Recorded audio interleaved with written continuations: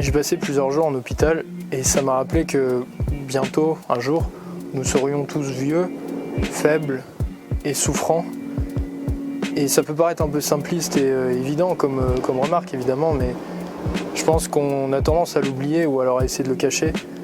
Un petit peu comme des enfants qui se mettent les mains sur les yeux comme ça pour essayer de faire disparaître un problème. On a l'impression que ça n'arrive qu'aux autres la souffrance, que nous ça sera différent. Mais la vérité c'est qu'on ne sera pas épargnés. Même les plus sains et les plus sportifs d'entre nous, on n'est pas immortels. Je pense qu'une bonne chose, ça serait d'apprendre à côtoyer la mort et ses prémices au quotidien. On dit souvent qu'il faut garder ses amis proches de soi et ses ennemis encore plus près. Moi je dirais la même chose pour la mort. Il faut garder la vie proche de soi et la mort encore plus proche. Un petit peu comme le héros du film Fight Club, qui va régulièrement dans des groupes de parole avec des gens malades pour se souvenir qu'un jour il sera faible et souffrant. Il y avait dans ma chambre d'hôpital un vieil homme qui me racontait avoir été dans son passé, dans sa jeunesse, un sportif de haut niveau, professionnel. Et ça se voyait, il était bien bâti, on sentait qu'il avait été fort dans sa jeunesse. Et bien qu'il ait eu un mode de vie irréprochable, une santé irréprochable, un mode de vie sain, malgré ça, il était là aujourd'hui à ingérer une liste interminable de médicaments pour son cœur.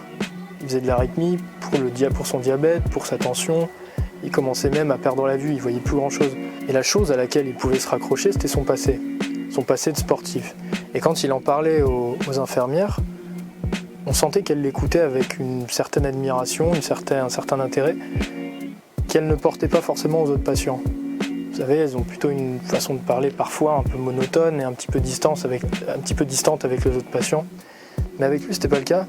Et lui, malgré le fait qu'il était malade, souffrant et faible comme tous les autres patients, il restait digne et et on se sentait serein face à la mort parce qu'il avait vécu dans sa vie des choses dont il était fier aujourd'hui. Il faut bien s'imaginer qu'un jour nous serons des petits vieux, souffrants, malades, déambulant dans le meilleur des cas dans l'hôpital avec notre perfusion à la main et puis notre tunique transparente et les fesses à l'air.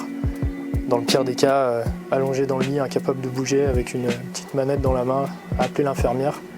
Parce qu'on ne sera plus qu'un corps, un corps avec des besoins.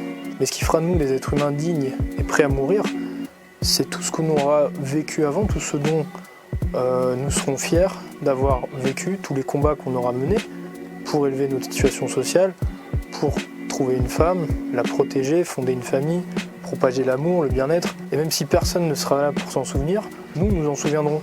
Et nous pourrons le raconter avec fierté à nos enfants ou alors à l'infirmière juste avant de crever. Celui qui aura grandi dans une famille de prolos sera fier de raconter qu'il s'est battu pour s'élever socialement, malgré un mauvais départ.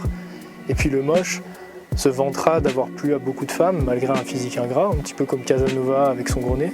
Ça doit être horrible de se retrouver face à la mort honteux et de se dire qu'on n'a pas tout donné alors qu'on était encore en bonne santé. Parce que de toute façon, on va tous crever comme des chiens dans la souffrance. Mais ce qui fera la différence, ce sera la fierté qu'on aura tirée d'une vie digne de respect.